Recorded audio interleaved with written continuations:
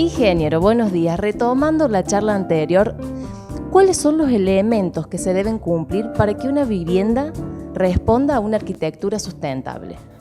Bien, habíamos enumerado varios para que esa ecuación que llamamos arquitectura sustentable, ¿verdad? Y que utilizamos como herramienta, vamos a reiterar, para generar ahorro energético y no contaminación, posibilite el de lograr una vivienda sustentable. Esa arquitectura sustentable tiene que estar, yo había dicho, fundamentada en la génesis del problema a partir de un buen diseño, de un correcto diseño del profesional que intervenga en el proyecto que le encarga un propietario. Porque, digamos, podemos tener muy buen diseño funcional, muy buen diseño desde el punto de vista de la expresión arquitectónica, pero podemos tener un absolutamente horrible condición de eficiencia energética. Tiene que haber necesariamente un equilibrio. El profesional a la hora de diseñar, de proyectar, tiene que medir y verificar un equilibrio entre todos los elementos que constituyen el envolvente de la vivienda. Ese envolvente de la vivienda está constituido por un muro, por una carpintería, por un techo, por un piso. Entonces, no es cuestión de utilizarlos o generarlos o disponerlos de tal o cual manera o de utilizar tal o cual material. Lo importante es conseguir un equilibrio entre todos esos elementos para que el resultado final me dé una correcta eficiencia energética en el envolvente de esa vivienda.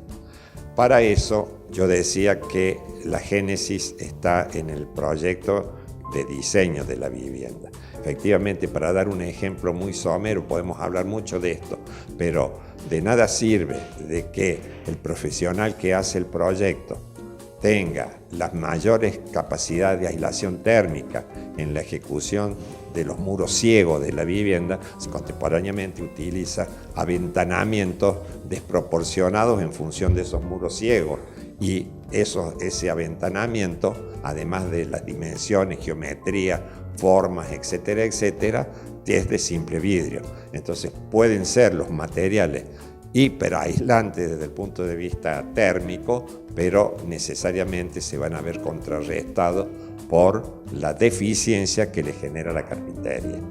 Evidentemente, la elección de los materiales es fundamental para lograr una vivienda sustentable.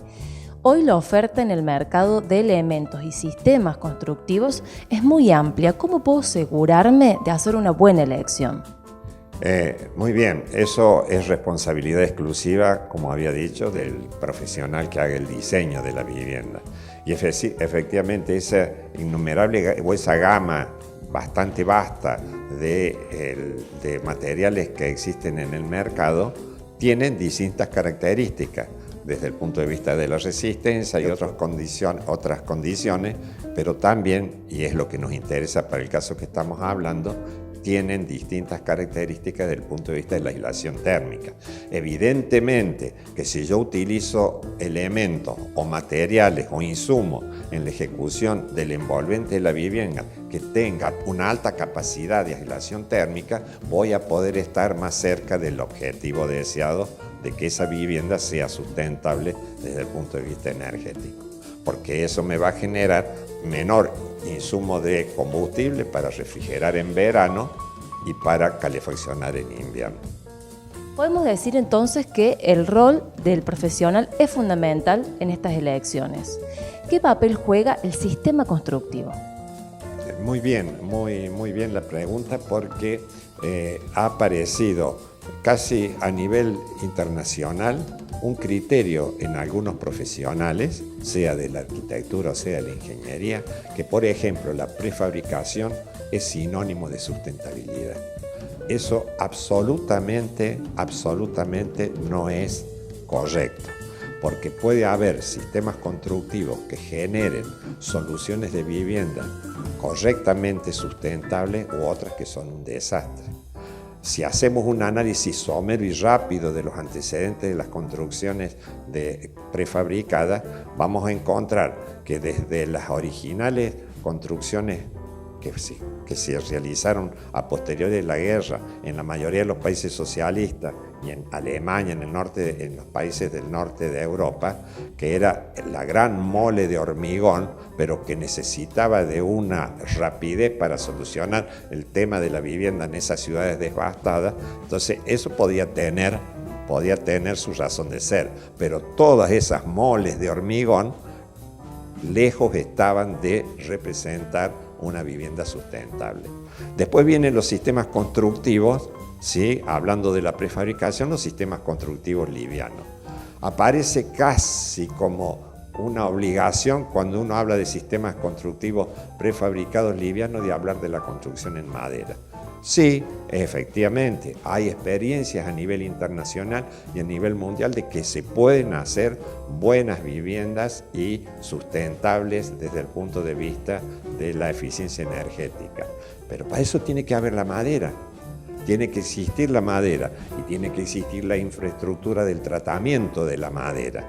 En la Argentina, quienes piensan eso, directamente yo entiendo que se equivocan porque en Argentina no hay madera y si yo no hago todo un fomento especial para forestar y determinadas calidades y especies de madera, nunca voy a llegar a tener madera como para llegar a hacer integralmente la madera una solución al problema de la construcción de vivienda y de la sustentabilidad.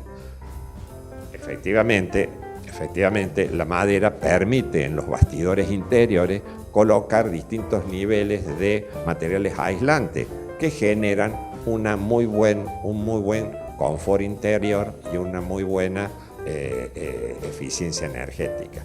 Pero bueno, si yo no tengo que la madera es lo suficientemente estable, si se va a deformar, si va a haber una incompatibilidad entre las deformaciones de los bastidores con las deformaciones de los revestimientos, yo tenía un amigo que decía, uno entra a una vivienda social después de haberla usado el usuario en madera después de 2 años y uno sale y ve un árbol y llora.